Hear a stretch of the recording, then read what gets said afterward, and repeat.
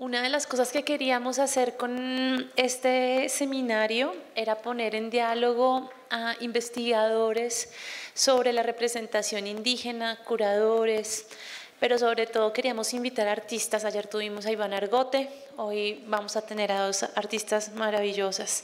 Empezamos entonces con Benuca Ebanán. Benuca viene desde Perú y es heredera de las expresiones artísticas de la comunidad de Sarua, Ayacucho, Perú. Ella es especialista en la pintura tradicional con tierras de colores de la comunidad de Sarua y estas pinturas, aparte de tener tierras naturales, también tienen plumas de aves. Benuca cuenta con más de 20 años de experiencia en el pintado de las tablas de Sarua y en la experimentación con diversos soportes como murales, maderas, textiles, esculturas, entre otras. La diversidad de temáticas que aborda en sus trabajos incluye las costumbres del pueblo de Sarua, la migración, el erotismo, el feminismo, la valoración de la mujer saruina en la sociedad y su rol activo en las artes visuales contemporáneas. Benuca, es un honor tenerte aquí en Bogotá, así que bienvenida. Buenas tardes con todos. Quiero un favor que me acompañen con sus palmas, algo pequeñito. Por favor, todos con sus palmas. ¿Por qué me preguntas de dónde yo soy? ¿Por qué me preguntas de dónde yo soy? Sarguinita soy, peruanita soy. Imaynaya kashkanki, turikuna, ñañaykuna, ñujapa sutigmi, Benuca Ebanán. ¿Cómo están, hermanos y hermanas? Mi nombre es Benuca Ebanán, vengo de Perú. Vivo en Lima, mis padres son del departamento de Ayacucho, del pueblo de Sarua. Siguiente, por favor.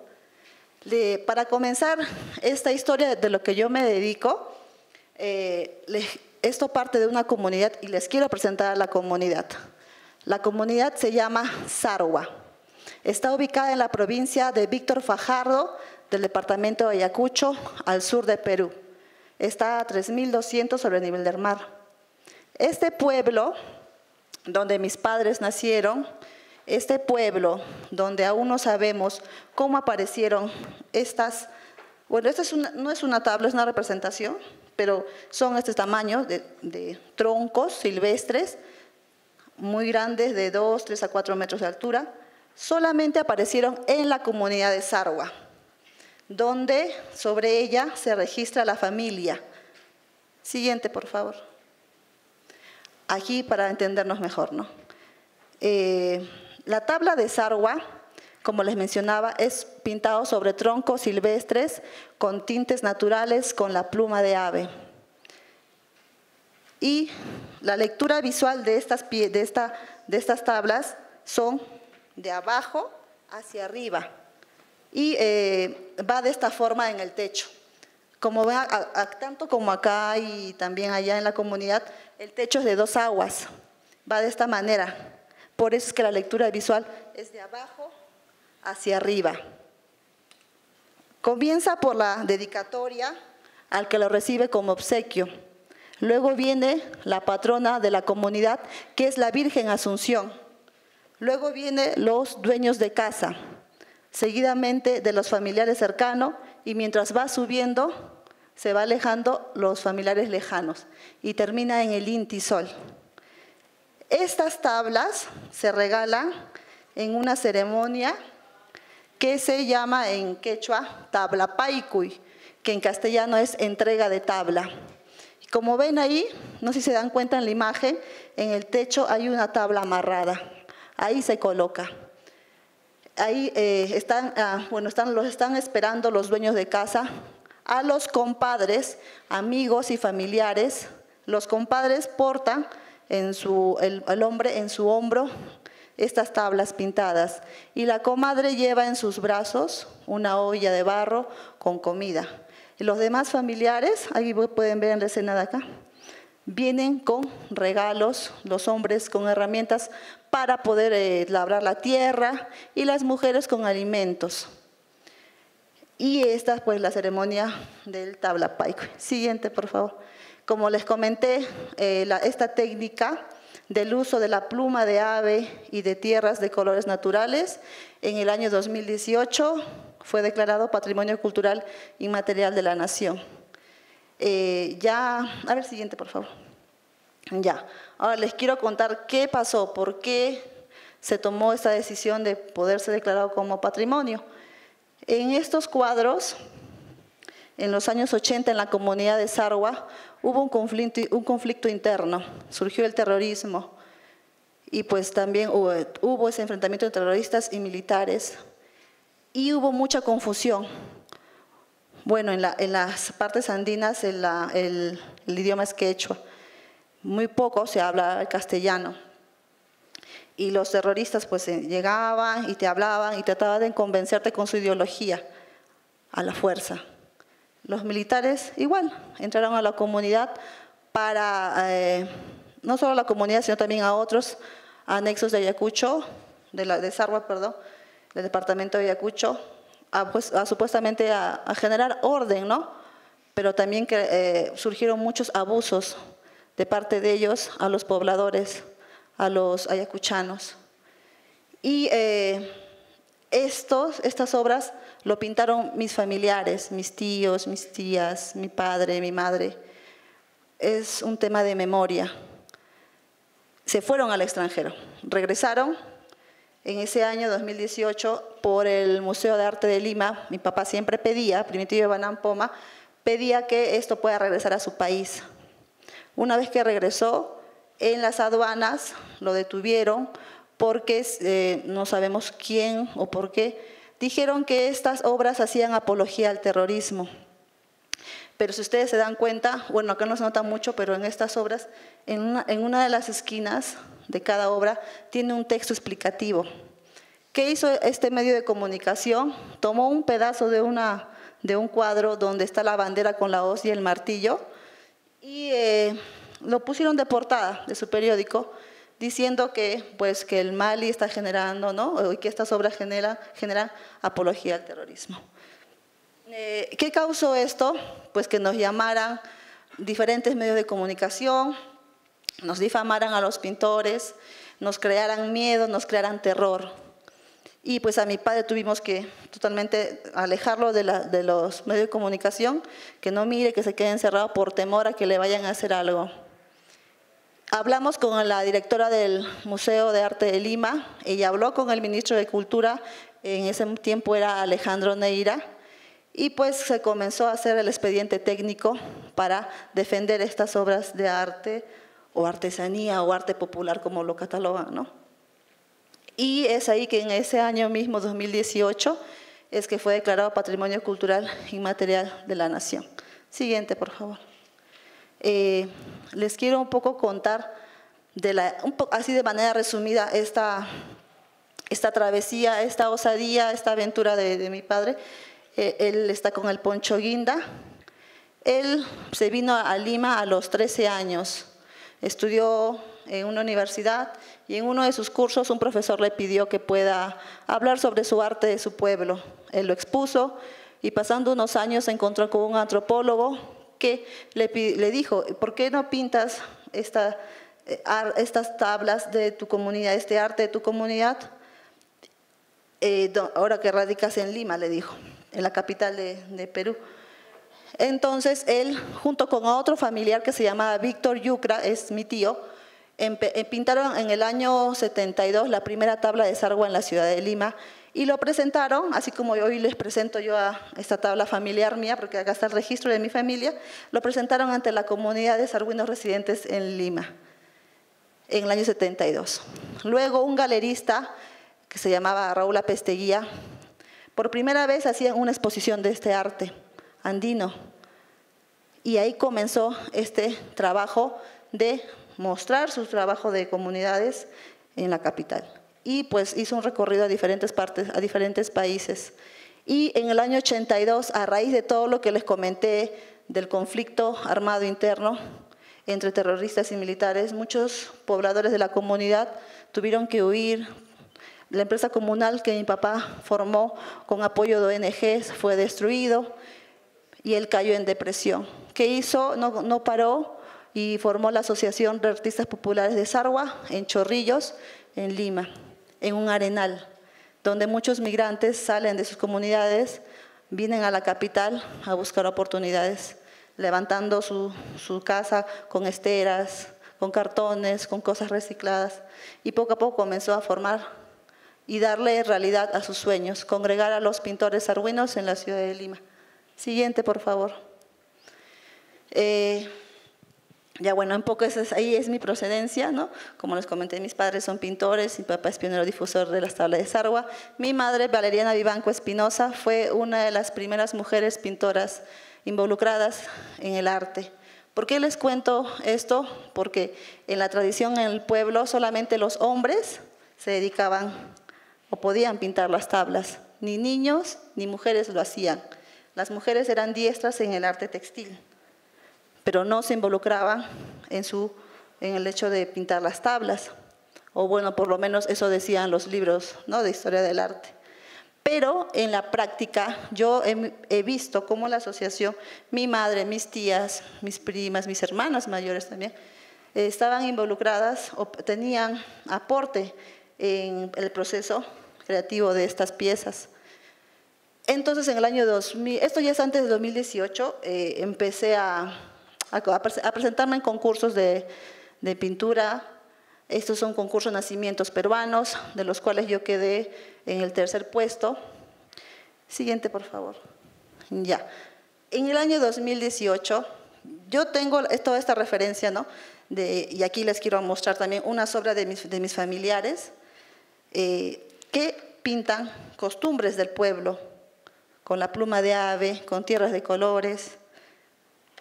Este es, por ejemplo, está cuidando las cabras, cosecha de papa, cosecha de la tuna, actividades, fiestas. Pero yo ya en el 2018 me cuestionaba, ¿no?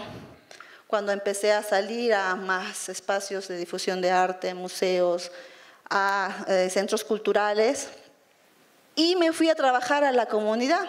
El alcalde me llamó, me dijo, ¿por qué no vas a la comunidad a dar un taller a los niños y niñas? Entonces dije, wow, yo encantada, me voy. Fui con mi hijita al pueblo, me quedé 3 meses fue. Empecé a trabajar con ellos y empecé a observar algo que me hacía cuestionarme, ¿no? Esta obra, por ejemplo, lo presenté en un museo en Lima, vamos a llamarlo ya, en un museo para un concurso del cual quedé finalista. Y cuando en la comunidad de Sarwa tenemos las autoridades tradicionales que se llaman los barayos. Entonces yo veía a los hombres emponchados, bien guapos, bien ostentosos ellos, con su vara de mando.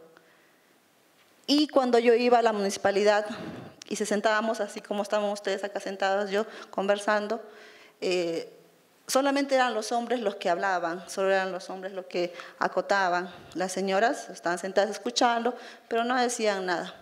Igual en las actividades del pueblo yo observaba que los barayos se reunían a un lado a conversar y las esposas estaban a otro lado. Entonces yo a mi tía le decía, pero tía, ¿por qué no vas por allá? No, porque tienen reunión de autoridades.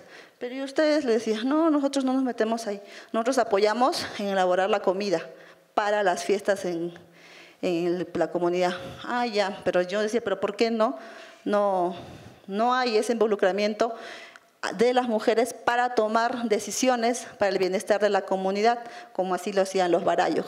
Es ahí que yo pinté esta obra, las barayos, o sea, las mujeres que portaban varas de mando y que tenían voz, ¿no?, en la participación de las decisiones de los acuerdos de la comunidad de Sarwa.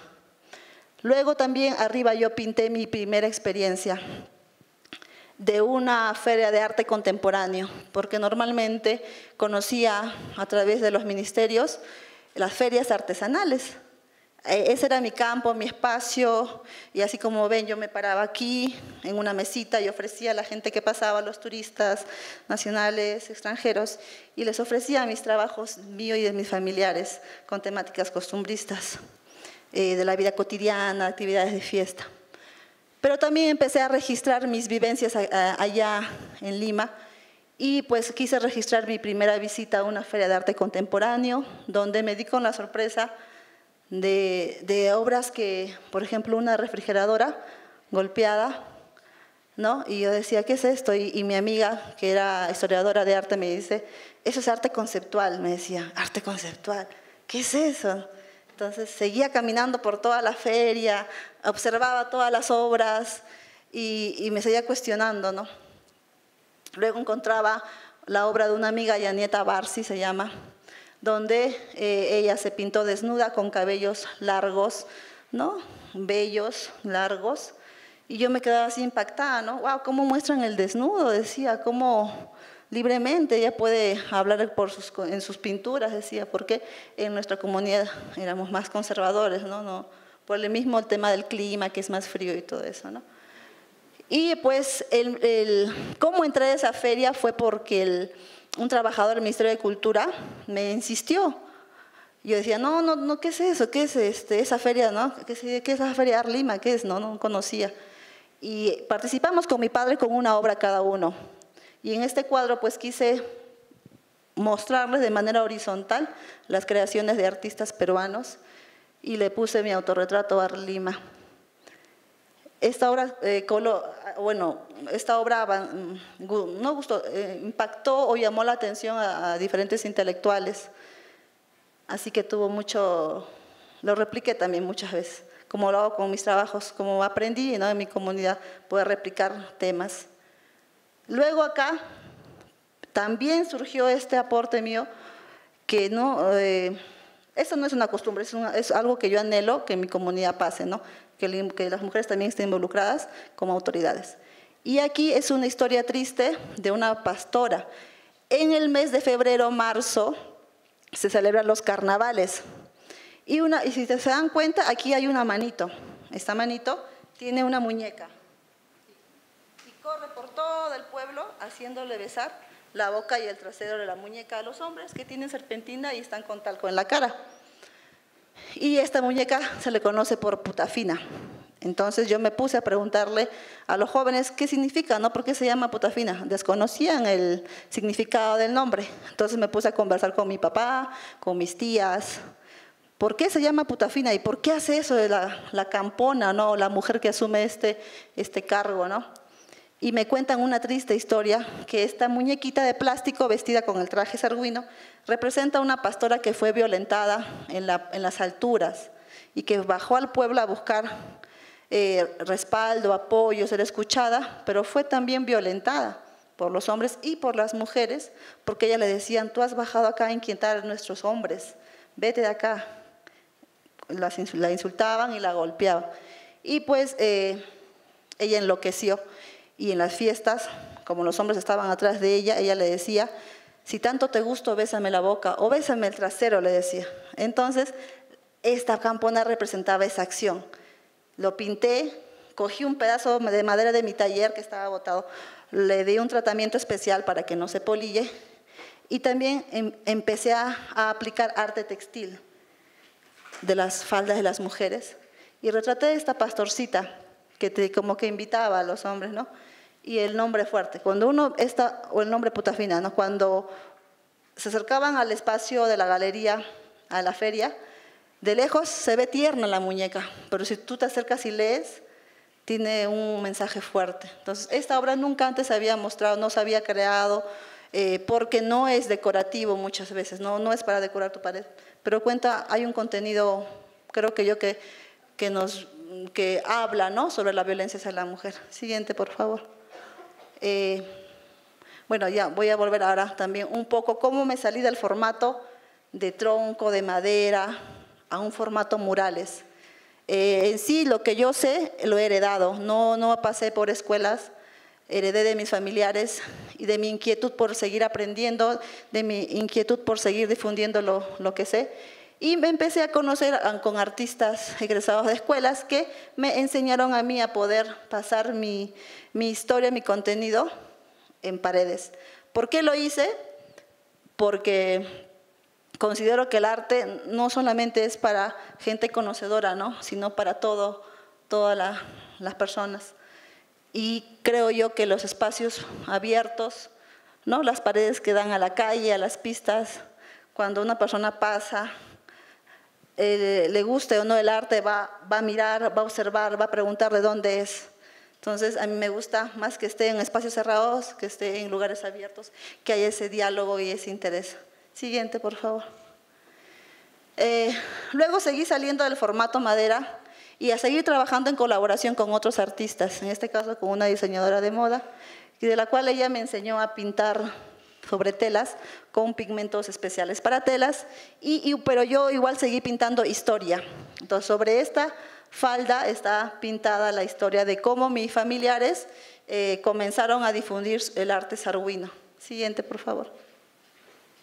También me empecé a involucrar en ilustraciones. Todo es pintado a mano, todo es con la pluma de ave.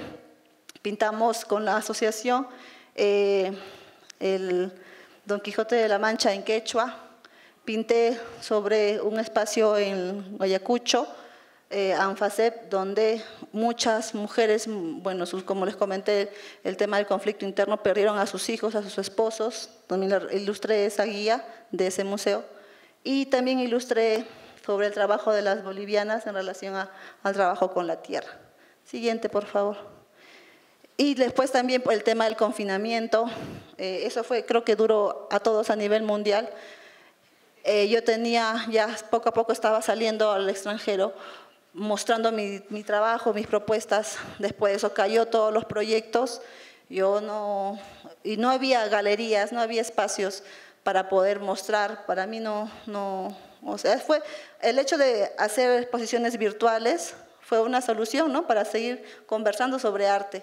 Pero no es lo mismo que tú veas una foto acá, que luego cuando acabe esto les invito a que puedan bajar, ver, tocar, sentir la obra, la pieza, ¿no? Entonces se cerraba ese espacio. ¿Qué hice? Entre juego empecé a intervenir tapabocas con la iconografía de las faldas de las mujeres que representan la flora, la fauna.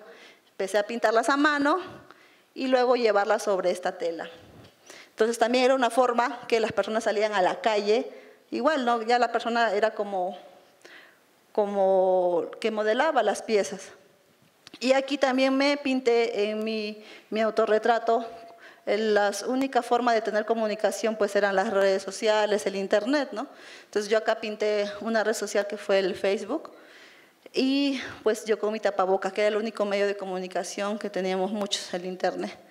En trozos de madera que me sobraban de mi taller. Siguiente, por favor. Igual en confinamiento pinté al pueblo totalmente vacío, una mujer, una ambulancia, ella con tapaboca en el pueblo.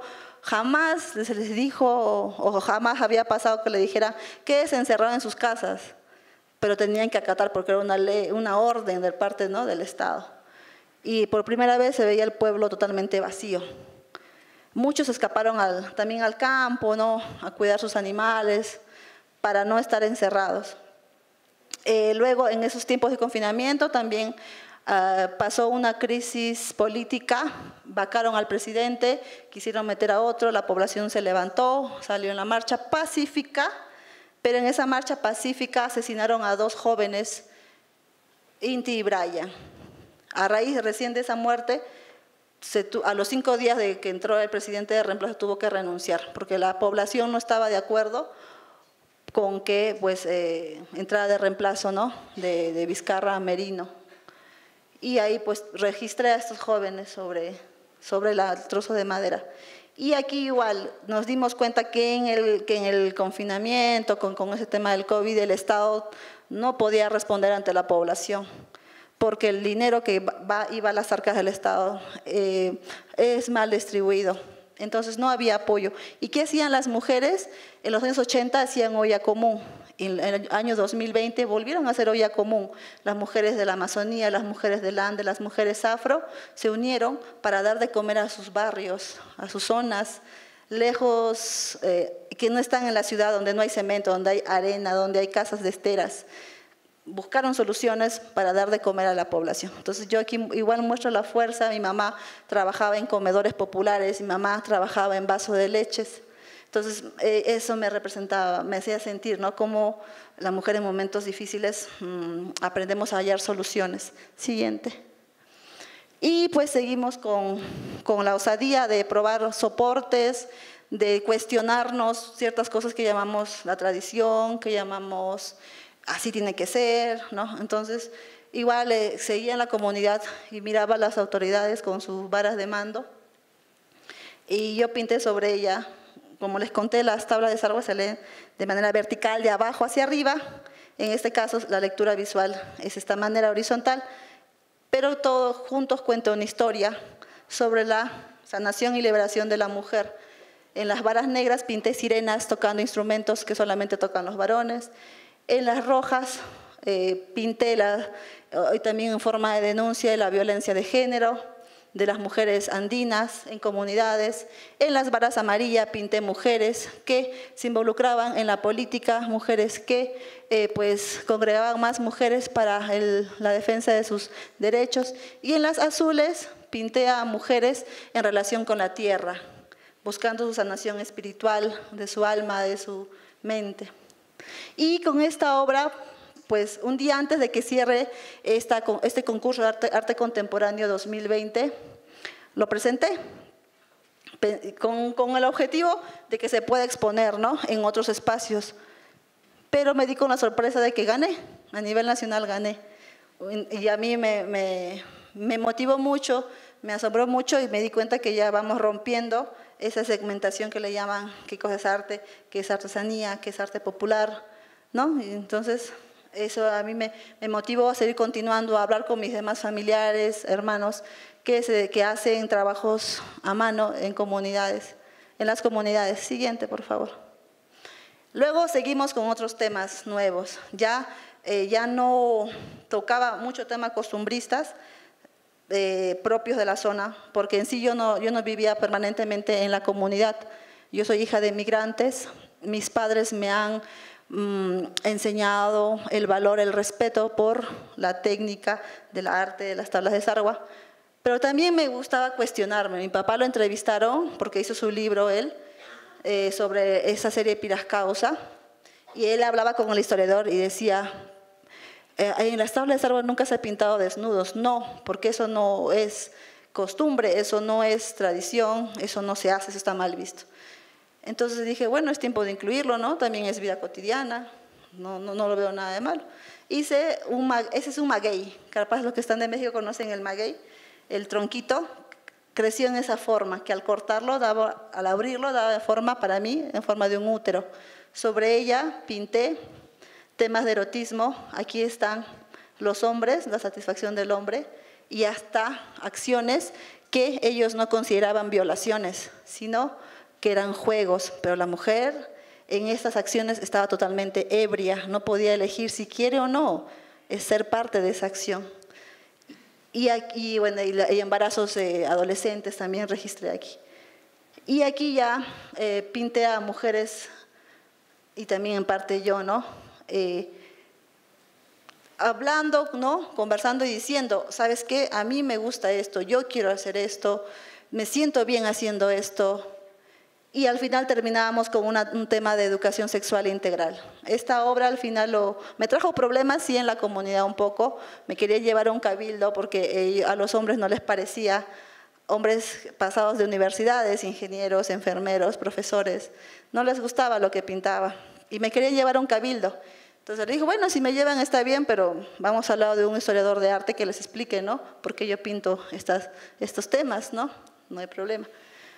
Paré porque también trabajo con la comunidad, tanto en el departamento de Ayacucho como en Lima. Me gusta estar apoyando, me gusta involucrarme. Y para que no haya cierta fricción, paré un año. Pero luego continué. Entonces dije, ¿ahora cómo hago estos temas sin que la comunidad se sienta ofendida? Entonces me hice mi autorretrato erótico. Esta soy yo en diferentes posiciones que a mí me gustan, que a mí me agrada, que considero que sí, que hablamos de manera abierta entre hombres y mujeres, puede haber una mejor relación, ¿no?, de poder sacar adelante esta unión. Arriba pinté mi vagina, ¿no?, en vez del sol, pinté mi vagina, que también es fuente de energía para las mujeres y que también de ahí salen los hijos, las hijas. El poder también, ¿no? Como el sol da poder, para mí también es, imagínense, también da poder. Siguiente, por favor. y seguí tocando los temas, ¿no?, de los jóvenes. Esto lo pinté para 14 de febrero, sobre el enamoramiento en los Andes. Bueno, allá lo lindo es que tú puedes tener ese contacto en la naturaleza. Y pues como no hay hoteles, porque es un pueblito donde no hay hoteles, recién está viendo un hotel pequeño. ¿Qué aprovechas? El maizal, las cuevitas, el camino. Y eso es antes de casarse, ¿no? Se llama Servinacuy. Entonces empecé a registrar también estas escenas costumbristas contemporáneas también, porque los jóvenes lo hacen, porque esta información no me la invento, sino me cuentan entre chistes y cistitos, vamos registrando también. Siguiente, por favor. Y también me atreví a pintar otros temas que también suceden en comunidades, en las ciudades, en los países, pero que muchas veces está mal visto, la comunidad LGTB.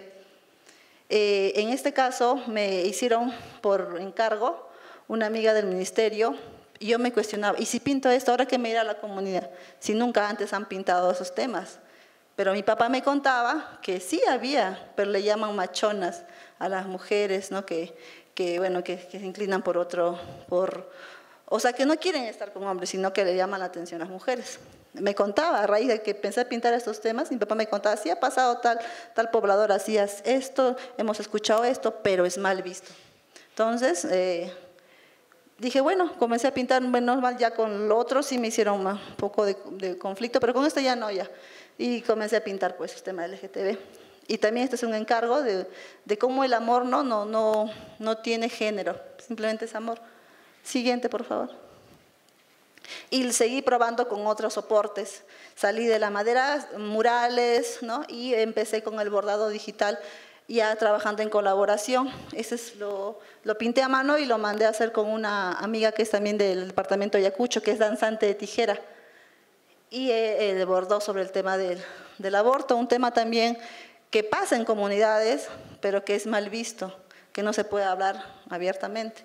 Y en la parte de aquí mandé o conversamos, ¿no?, con una amiga que es del pueblo, que hace el traje, la indumentaria de las mujeres, que representan la flora y la fauna, y lo retraté o lo cosí en cuadros, en obras.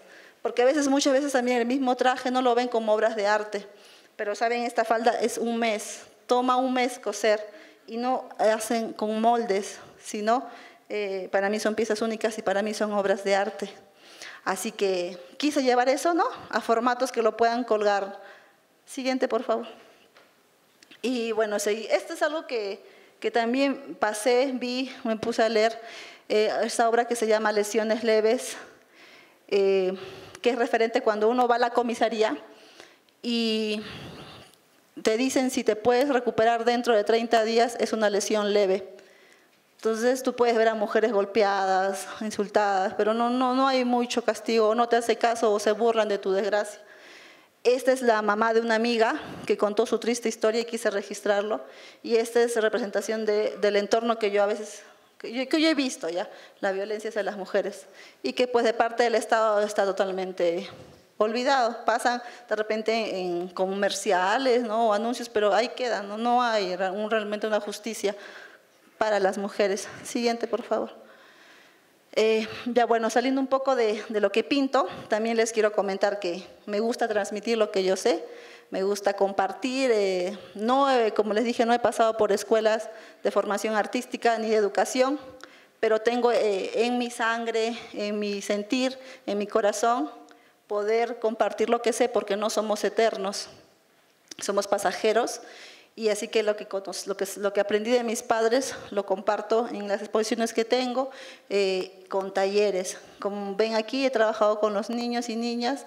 Este es acá en la universidad, en el Instituto Sacramental de Yale, en Estados Unidos. Y así en cada lugar que voy, doy talleres para compartir la técnica del uso de la pluma, las tierras de colores, conversar sobre todo, no solo que vayan a un espacio y lean, sino estoy viva, mis papás están vivos, podamos conversar entre artistas y interesados en esta técnica, en estas propuestas. Es así que también la directora María Wills pues le propuse hacer un taller acá, aceptó el museo, la directora, y el sábado a las 9:30 estamos dando un taller, los interesados están bien recibidos. para que puedan conocer más sobre arte sarguino, conversar, puedan intervenir también, involucrarse con el patrimonio de las tablas de Sargua en Perú. Siguiente, por favor. También me puse a llevar un cursito de 1 año de gestión cultural, porque dije, mi papá siempre se quejaba. Él decía, a veces se acercan a mí para hacer proyectos y siento que me utilizan. Como creo que le llaman el tema de exotización, creo que le dicen, no sé cómo le llaman, pero siento que me utilizan, me dice él. No me entienden lo que quiero dar a mostrar y siento que me usan por acá, por allá, usan mi nombre. Entonces dije, ¿y por qué no aprendo a hacer proyectos también, no? ¿Por qué no realmente trabajo con la comunidad y hago que ellos se sientan escuchados? Ese diálogo horizontal, ¿no? Valorados, mostrando sus trabajos que ellos, o la idea que quieren hacer conocer, ¿no? Así que yo me involucro, como les dije, con los sarguinos residentes en Lima y también hacemos proyectos y trabajamos con la comunidad. Generamos ese espacio y pido que también pues, los jóvenes se involucren, creamos estrategias. Todos los domingos allá estamos involucrados con los sarguinos para que ellos puedan tener un espacio donde puedan sentirse cómodos con su música, sentirse cómodos con su pintura, con su comida también, ¿no? Siguiente, por favor. Bueno, eso es un poco de lo que les traje, espero que les haya gustado.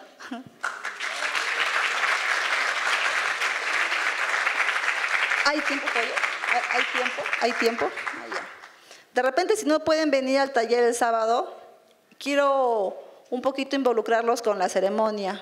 He escuchado a muchos hermanos colombianos y que es cierto, que estas piezas no son solo piezas decorativas, tienen un contenido, tienen una información y son piezas vivas. Es la energía del artista que va plasmado sobre la obra. En este caso, como les decía, para entregar estas tablas se hace en una ceremonia que se llama tabla paikuy, entrega de tabla. Entonces yo quiero compartir con ustedes el jarawi, el canto en quechua, pero también quiero que ustedes se involucren, aunque sea en una partecita, si desean, claro, pero me gustaría que me apoyen ahí. Al terminar de cantar, yo quiero que ustedes me apoyen diciendo ¡Guayjo!, que significa fuerza, ¿sí?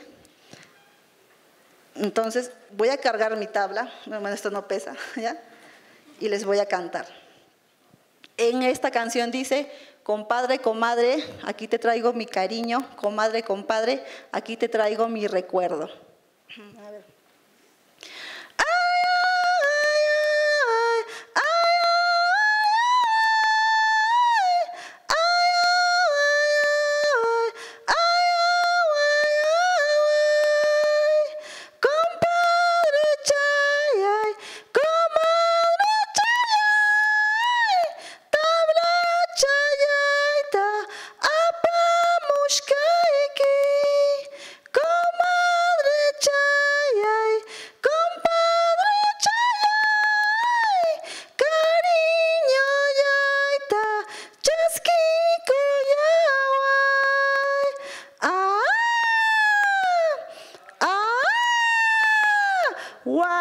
¡Guayjo! Ah, muy bien, gracias.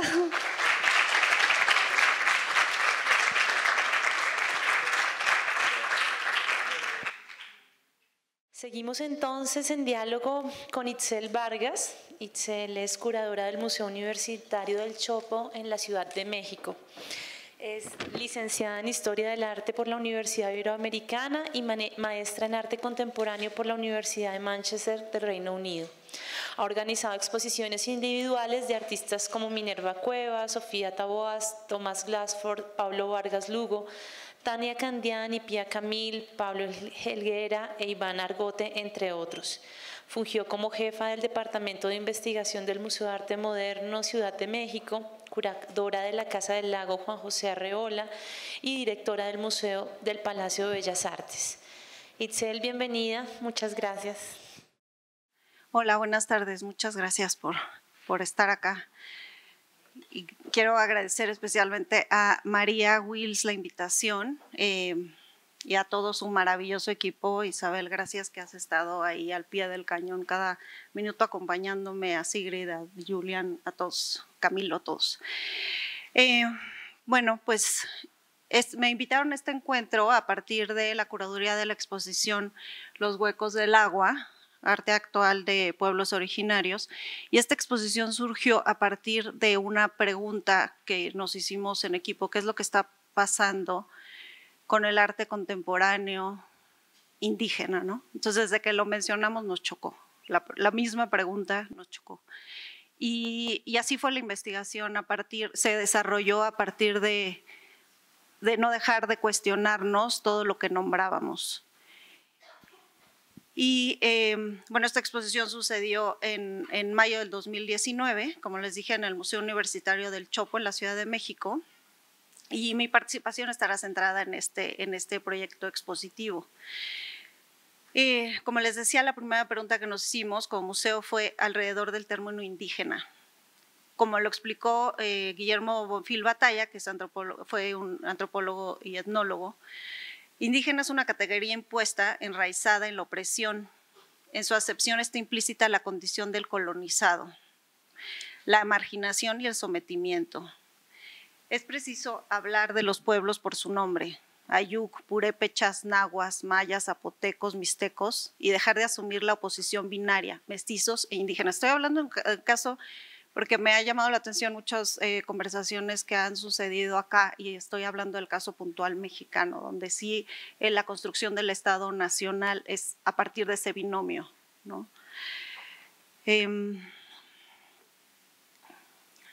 Esta oposición binaria entre mestizos e indígenas hace una distinción simplista y errónea. Obedece a una construcción colonialista que ha perdurado desde la invasión de los europeos a este continente. Tajiu Díaz Robles es antropóloga social mije, y Yasna y Elena Gil, que ya la han citado con anterioridad. Yasna ya fue alguien que me acompañó en todo el proceso a partir de textos, entrevistas, consultas, y es una mente que muy poderosa en todo este proceso. Es escritora, lingüista, traductora, activista. Y ellas, en el texto del catálogo de la exposición, ellas tienen una relación como muy rica en cuanto a diálogo, y les pedimos que hablaran sobre apropiación indebida del patrimonio, sobre mestizaje. Y bueno, ellas hablan en este texto que se llama Nota sobre la idea del mestizaje, despojo y pueblos indígenas, sobre todas estas contradicciones que existen en la genealogía del mestizaje, como primero fue una categoría racial, luego genética, posteriormente social y actualmente identitaria y cultural. En México casi es sinónimo de mexicanidad. Su construcción es parte fundamental del proyecto nacionalista. En el caso de Los Huecos, se eligió a creadores relacionados con pueblos originarios por autoidentificación o vínculo con una comunidad originaria con características históricas, culturales, territoriales o sociales en común. Lo que hicimos fue visitar, bueno, primero contactar a colegas, a artistas, a gente que pudiera conocer artistas relacionados a pueblos originarios. Recibimos muchos portafolios y luego acudimos con estos artistas para preguntarles si estarían interesados en participar en este proyecto. No hay ninguna obra que haya sido pedida, por ejemplo, a un coleccionista o a algún galerista sin consentimiento de los propios artistas querer estar presentes en un proyecto de esta naturaleza. Creo que eso es algo como muy importante de mencionar. Desde 2012, el Museo Universitario del Chopo desarrolla líneas de trabajo relacionadas con culturas de pueblos originarios, cuestionando posturas paternalistas y asistencialistas con las que entonces se abordaban estos temas. En 2013, el museo inauguró la exposición de Fernando Palma, No relampagueó para anunciar que llovería tu hermosura, y de 2014 celebramos el Festival Internacional de Música Contemporánea en diversas lenguas, estruendo multilingüe. Una de las intenciones medulares del trabajo curatorial de esta exposición fue romper con la idea homogeneizadora del indígena, que funciona como una unidad cultural, sin diferencias o particularidades. De ahí que el título de la muestra se refiere al pensamiento archipiélago del poeta, novelista, dramaturgo y ensayista Edouard Glissant. que se fundamenta en la diversidad del mundo. Se propone como un contrapeso a la unicidad de los sistemas de pensamiento occidentales. Y en particular hay una nota que es hay una cita que es desde donde se desprende el título de la exposición, que dice: a través del pensamiento archipiélago podemos conocer indudablemente las más pequeñas piedras del río e imaginar los huecos de agua que éstas cubren, donde aún se albergan los cangrejos de agua dulce. Entonces, la exposición reflexiona sobre la circunstancia actual de los pueblos originarios, enmarcada por la amenaza de proyectos extractivos avalados por el Estado, el desplazamiento forzado de sus territorios, la castellanización impuesta, la extrema pobreza, la discriminación, el racismo y el ecocidio, entre otros problemas que amenazan a sus derechos y autonomía. Al hacer la revisión de estos portafolios y estas visitas de estudio, era muy evidente que no podíamos ignorar todas estas temáticas, todos estos problemas que aquejan a estas entidades comunitarias y solo enfocarnos a, una vez más, mostrar trabajo realizado por creadores relacionados a pueblos originarios que incurriera en esta idealización, ¿no? O sea, hay una realidad ahí de frente ante la cual no podíamos voltear la cara. El programa público de la exposición fue una extensión de esta preocupación. Incluyó conferencias y diálogos relacionados al activismo y derechos de la mujer en pueblos originarios, crítica a la historiografía de la conquista, resistencia de pueblos originarios para la defensa de sus acervos lingüísticos, textiles y territoriales, proyectos comunitarios, imagen y resistencia zapatista, radios comunitarias, además de proyecciones y video. Para la labor curatorial resultó imperativo alejarse de cualquier forma de extractivismo cultural, colonizante, complaciente, idealizador o fundamentado en el folclore, para optar por obras que testimoniaran las complejidades que aquejan a este grupo de artistas. Lo anterior asumiendo la responsabilidad de que al folclorizar también se despolitiza.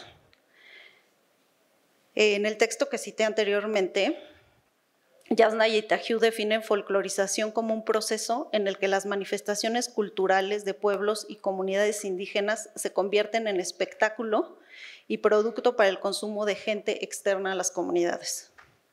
Se asume que cada artista constituye un universo en sí mismo y en su práctica predomina la negociación entre un pasado que reconocen como propio y la construcción de un presente saturado de cruces culturales y problemáticas sociales. Hay un diálogo con lo global, con el mundo contemporáneo, existe experimentación y riesgo, que también es otro punto muy importante para nosotros, que es como reflejar que son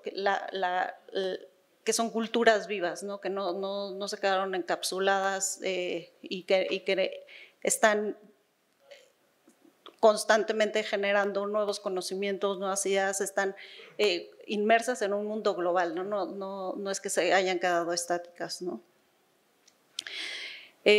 Por supuesto, la práctica de estos artistas no se vincula necesariamente con lo precolombino. El pensamiento y el modo de vida de los pueblos originarios no son estáticos ni aislados. Conservan idiosincrasias, sentidos y actividades de culturas anteriores a la invasión de los peninsulares, pero continúa la generación de saberes, manifestaciones culturales, perspectivas de vida comunal, intercambios intelectuales, políticos y sociales desde el presente. El trabajo de Baldomero Robles es un buen ejemplo de estos cruces culturales. De estas fotografías, Baldomero comenta: voces internas que obligan a recordar y autorrepresentar, jóvenes zapotecos en continua transición con las tecnologías, una cultura en constante transformación que se resiste a desaparecer en un mundo mediatizado. También otro punto es que pedimos a los propios autores que fueran quienes definieran su trabajo, no hubo esta necesidad de, la exposición no tenía núcleos temáticos, el recorrido museográfico de alguna manera estaba pensado para facilitar el recorrido, ¿no? La percepción de los trabajos, pero no había núcleos temáticos, y les pedimos a los propios artistas que fueran ellos quienes conversaran, quienes dieran cuenta de su intención al crear estos proyectos. Podemos pasar, esta también es de Baldomero Robles. Esta pieza es de Ana Hernández. Ana ha desarrollado iniciativas alrededor de la recuperación de la vestimenta y los ornamentos del Istmo de Tehuantepec, Lluvia Dorada es una pieza vertical que recupera la manufactura de un tocado de pelo hecho con papel dorado. Son unos tocados que usaban antes las tehuanas, que eran así como del tamaño de mis dedos, eran 3 tiritas, que se dice que antes eran monedas de oro con cadenas, y con el tiempo fue evolucionando, y esto que ven es papel dorado, que tiene unas especies como de sombrillitas, es un palito, sombrillita, palito y sombrillito, y eso hace ese efecto, y antes era, les digo, tocados y se dejaron de hacer, y el conocimiento de la técnica se fue perdiendo. Cuando le pedimos, yo vi esta pieza en un tamaño como de 1 metro por 1 metro, y le pedí a Ana que produjera una de la altura de la galería, y fue muy interesante porque solo había 2 mujeres que conservaban el conocimiento de esta técnica, y además no se hablaban. Entonces, este encargo hizo que otra vez pues tuvieran que entrar en comunicación, y además que transmitieran este saber a familiares y vecinos. Esas pequeñas sombrillitas se tienen que hacer con los deditos de un niño, con el dedo meñique del niño, ¿no? Entonces cuando tuvimos la fortuna de poder pues participar en este intercambio de saberes, ¿no? Y además es una pieza que en persona es como muy impactante. Ana Hernández, sobre esta pieza, comenta que para los zapotecas del Istmo de Tehuantepec la lluvia es sagrada y les ayuda a limpiar todos los males. Es indispensable para una buena siembra, es más importante que el oro. El oro a su vez se volvió un símbolo de fortaleza por encima de la riqueza.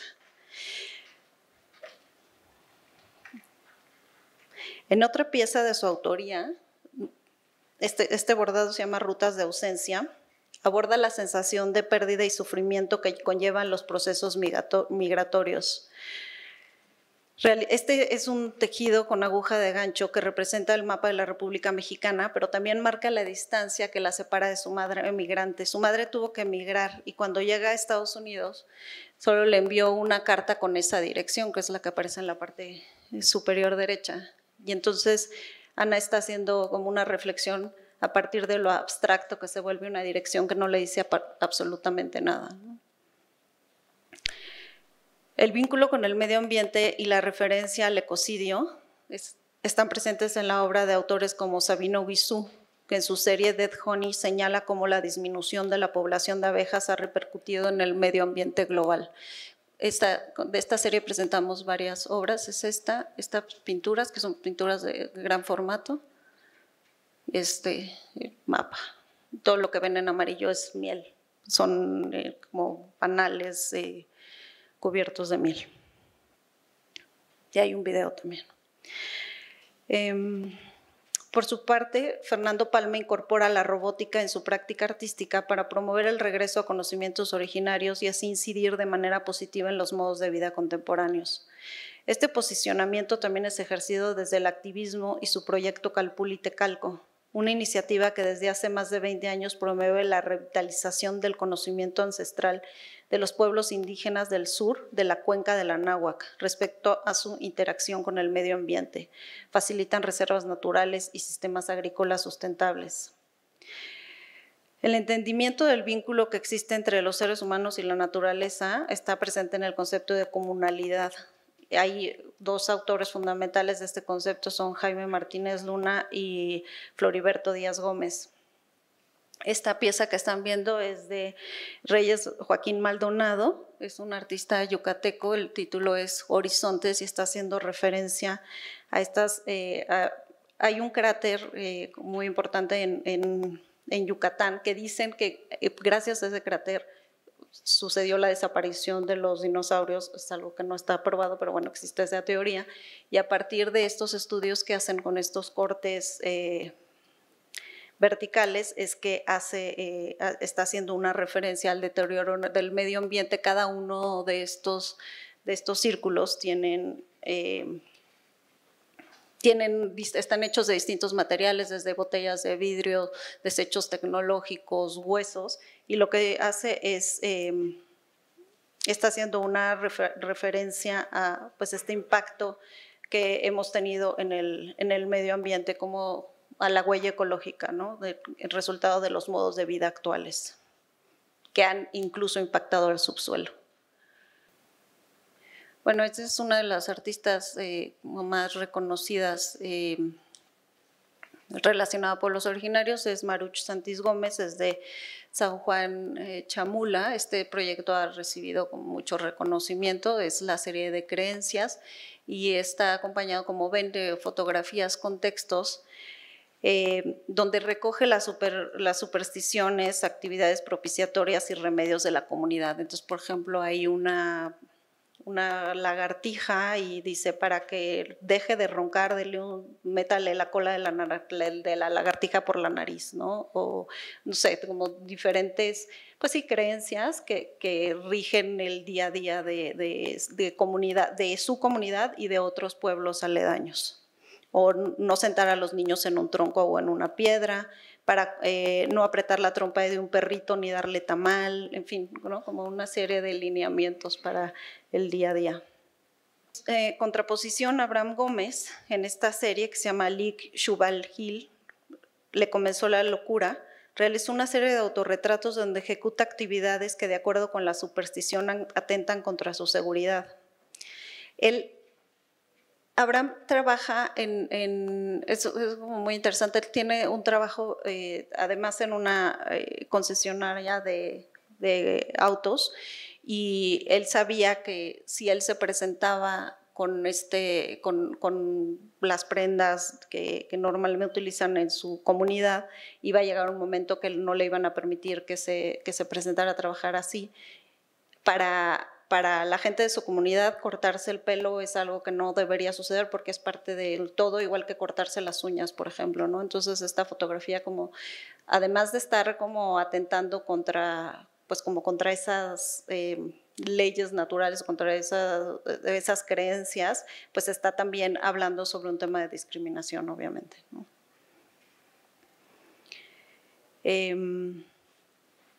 Esta serie de lineamientos constituye una especie de guía para protegerse de lo sobrenatural y para favorecer a la suerte. Por su parte, Octavio Aguilar, en Ayuk Not Dead, registra la música y canto de la figura mítica del pueblo Mixe Concoy. Incluye un conjunto de parches serigrafiados relacionados a la iconografía de la indumentaria punk e incluye fragmentos del canto en Ayuk, además de imágenes provenientes de diferentes orígenes. O sea, para los Ayuk, ellos nunca fueron conquistados, entonces es algo que los enorgullece mucho. Y Octavio lo que hace es un paralelismo entre la filosofía punk y la cultura de los Ayuk. Entonces tiene un cuerpo muy amplio de obra donde hace referencia, además utiliza diferentes símbolos como de la cultura global de resistencia. Y la persona que aparece ahí es su abuela y está cantando y está contando la historia del rey Concoy. Y cuando lo fui a ver, estaba muy... Son artistas que los que yo visité, con los que yo hablé, algunos de ellos oscilan entre esta parte de confrontar esas creencias y otros le dan la vuelta, no simplemente hacen como una referencia, pero ya desde otro lado. Por ejemplo, perdón que me regrese tantito, pero con Abraham, esta es una serie larga la que hace, además de cortarse el pelo, también va y toma agua de un manantial y dice que quien toma agua de un manantial se va a morir ahogado. Entonces él va y toma agua y además se retrata, ¿no? Entonces es una serie muy larga de afrentas.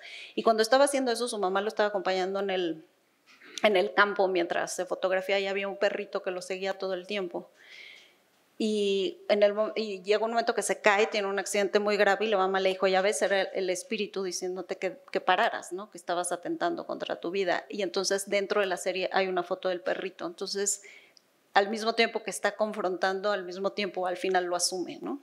Y en este caso les comentaba, cuando visité a Octavio, estaba tratando de poner el DVD para mostrarme el video y no funcionaba, hasta que ya funcionó y dijo, bueno, mi abuela sí quiso que te lo mostrara, ¿no? O sea, porque dice que hay veces que la abuela no quiere, entonces de plano es imposible como activar el DVD, pero sí es algo que como un acercamiento y alejamiento con todo pues como todo este marco de creencias y modos de vida, ¿no?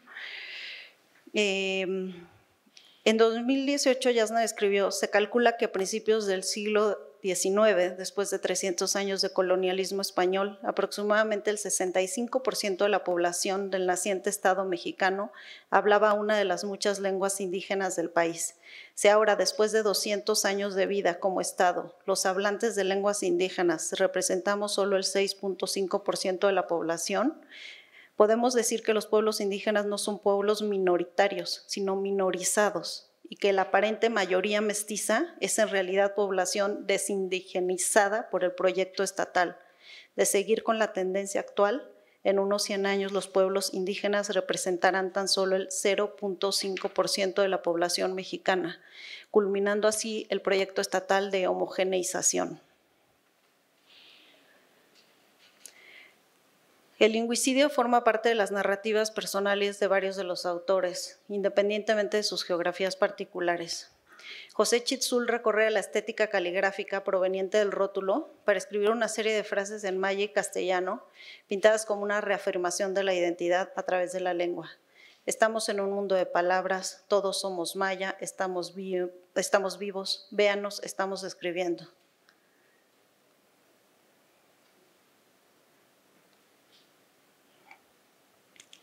Andy Medina, por su parte, realizó el video Torre de Babel mediante imágenes de archivo de la construcción de las Torres Gemelas de Nueva York, mientras una voz en off en Mije narra un extracto del Génesis bíblico sobre la fundación de la Torre de Babel como una referencia al uso de la lengua como mecanismo de poder.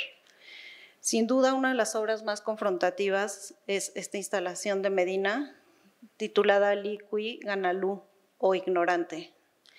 Compuesta por una banca de escuela, es una banca que como ven tiene una pata más corta y aparecen ahí tres publicaciones. Son La politización del niño mexicano, La Constitución Política de los Estados Unidos Mexicanos y un diccionario español-inglés. En el muro de enfrente, como un pizarrón, aparece la frase en zapoteco del Istmo de Oaxaca, Liqui Ganalú, cuya traducción es tú no sabes, o otras personas lo traducen como ahora, ¿quién es el ignorante?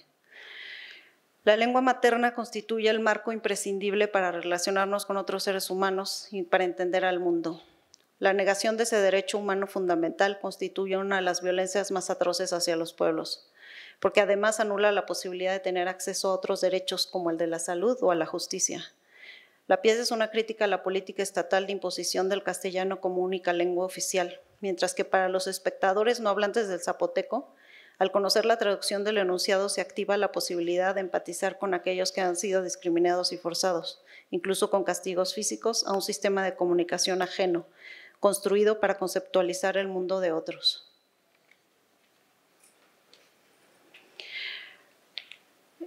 Los Tlacolúlucos es una dupla de artistas de Tlacolula de Matamoros, Oaxaca. Se conforma por Darío Canúlicos y Joesa Cernas.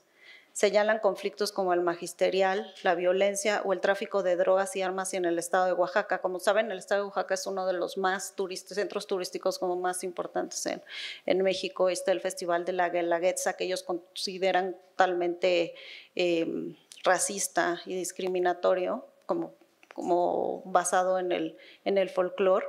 Y ellos han decidido, son artistas que han tenido como mucha visibilidad y han decidido no moverse justo al centro de Oaxaca y quedarse en Tlacolula para evidenciar cómo es un territorio de cruces culturales, pero donde están afectados por problemas sociales que aquejan a todo el país, pero que se enfatizan en ciertas geografías donde no se habla de eso, ¿no? Las principales protagonistas de sus lienzos y murales son las mujeres, siempre en actitud combativa.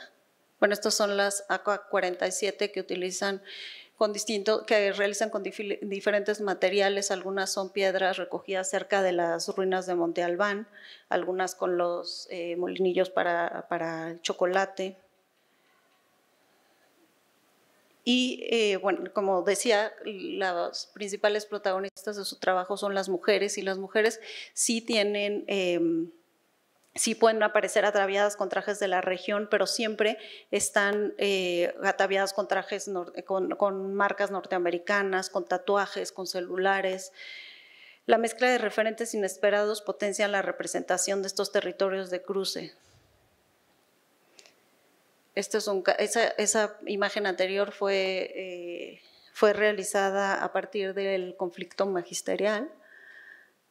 Y luego la que sigue, para la exposición le pedimos que realizaran un mural, y en ese entonces estaba la película Roma, que no sé si la hayan visto, pero bueno, fue un momento de mucho auge y mucho interés en la figura de la mujer de pueblos originarios, y a ellos les interesó hacer referencia a esta imagen, que es una persona que vive en una de las cárceles de Oaxaca, y para representar que no todas las mujeres son eso, ¿no? Como ese ideal de la mujer que representa lo indígena, ¿no? En cuanto al desplazamiento forzado de territorios, el artista César Catzú López, en su obra Los espíritus del río de San Pedro Xochistlahuaca en Guerrero, aborda el concepto de espiritualidad desde la cultura de los Nanque Ñomda, amuzgos de la Costa Chica de Guerrero. En 2016, en Xochistlahuaca surgió este movimiento de defensa del territorio. Algunas empresas, años anteriores, explotaron los bienes naturales del territorio en complicidad con el gobierno estatal y federal. Entonces, lo que hace César Catzú es realizar como este tipo de rituales que luego documenta a través de fotografías, y también presentamos una instalación donde donde representaba de manera tridimensional algunos de estos rituales. Carlos Martínez, en Escultura Territorial, un comentario romántico sobre una escena extractivista, coloca en el muro una reproducción del dibujo del pintor Eugenio Landesio, en el que registra a trabajadores de una compañía minera saliendo del cráter del volcán Popocatépetl, después de extraer azufre. La cerca que rodea la imagen es comúnmente utilizada por campesinos, ejidatarios y guardabosques para prohibir el paso de los talamontes. La prohibición de libre tránsito hace referencia al problema de territorialidad. La obra de Martínez también hace un comentario a los artistas viajeros del siglo XIX que, con la intención de registrar el paisaje sin darse cuenta, ya estaban registrando también pues estas escenas extractivistas que desde la época colonial se siguen practicando. Y bueno, una de las piezas más significativas para la exposición fue este textil. Es un textil colectivo de Zapantera Negra que el estudioso del arte zapatista Francisco de Parres explica que nos cuenta que nació por el interés de Emory Douglas, que es el exministro de Cultura del movimiento Black Panthers, que en los años 70 demandó la igualdad de los derechos de la comunidad negra en Estados Unidos. Caleb Duarte y Mia Eve Rollo quisieron encontrar paralelismos estéticos, políticos e ideológicos que comparten las panteras negras en Estados Unidos y el Ejército Zapatista de Liberación Nacional en México. Las coincidencias radican en la exigencia de justicia, democracia, libertad y anticapitalismo, tanto en las comunidades afrodescendientes en Estados Unidos como en los pueblos originarios de México. Los artistas seleccionados aluden a las tensiones que existen entre comunidades indígenas y el Estado. Señalan una historia continua de resistencia frente a la explotación y minorización de entidades comunitarias. La idealización y celebración de la multiculturalidad conlleva la apropiación indebida de sus patrimonios, a conveniencia de un proyecto nacionalista unívoco, reflejando la relación asimétrica con el poder del Estado. Debemos seguir trabajando en la escucha, desaprender certezas y formular preguntas sobre lo que asumimos de los otros. No existen desventajas por naturaleza, es necesario construir desde la equidad. El punto de partida deberá ser el reconocimiento de la diversidad como un conjunto de archipiélagos, territorios físicos cognitivos o naciones que convivan en la afirmación de sus diferencias y en la autonomía de sus gobernanzas. Muchas gracias.